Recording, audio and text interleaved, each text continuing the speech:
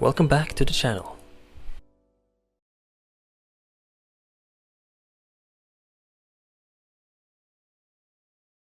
"2020 was a weird year, not just in terms of the obvious, but in terms of Super Mario 64.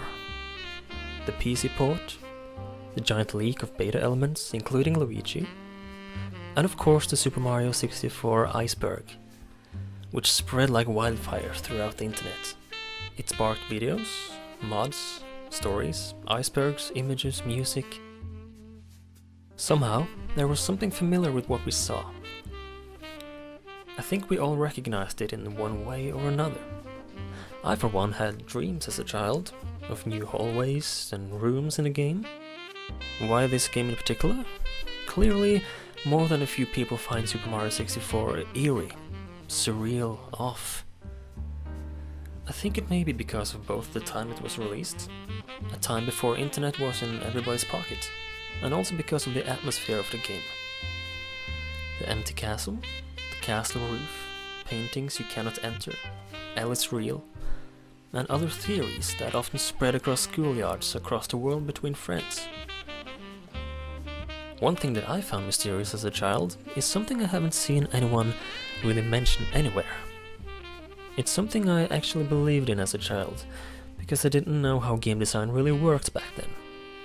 It's something you find in Hazy Maze Cave, which also helped making that level one of my favorites, due to its mysterious tone and the sheer size of the level. It's one of those levels where one could easily have dreams of doors leading to new areas, as I was never sure which door in the level led where. Down in the underground lake, there is something strange. Maybe not to us now, as it really is just a visual bug. But to a 6-year-old person, this could be experienced as something very peculiar, very odd. If you look up in the black ceiling of this underground lake, you will notice that there are a few objects floating up there. Doors, metal cap boxes. This always made me uneasy. I literally thought that these were doors in the sky, in a secret area, far up there.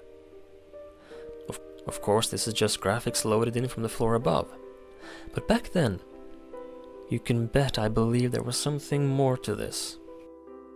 What added more to this mystery for me was from another source of media called The Moomins, an amazing show that I always watched back in the day. In one episode in particular, one character is sleeping outside of the house on a sunny day, and the camera starts tilting up into the sky. And surprisingly, it's pitch black.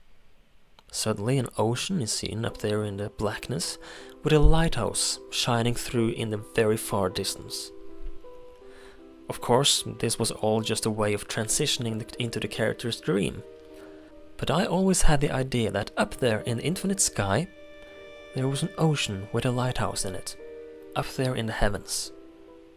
I obviously drew conclusions because of that, when I saw these doors in the sky in Super Mario 64. I believed it was through a dream that a name from where these doors would lead entered my mind. I always thought of an area called Grey Town, and that these doors up in the Hazy Maze ceiling would take me there. I imagined a town without colors, one that looked similar to the one seen in Wet Dry World, an abandoned town with remains of structures that tells you that people used to live here. The doors in the sky and Grey Town was unfortunately only a fantasy, as I later learned that it was simply a visual bug. My disappointment was of course big, but it's fun to look back at. We all had our theories on games, films and everything when we were children, so it's fascinating to look back at what we believed in. Did you have any original theories in your family or schoolyard that isn't one of the most well-known ones? If so, please share them in the comments below. If you subscribe to this channel, you will see more relaxing videos talking about video games and their various features. Clicking the bell next to it will also give you a notification.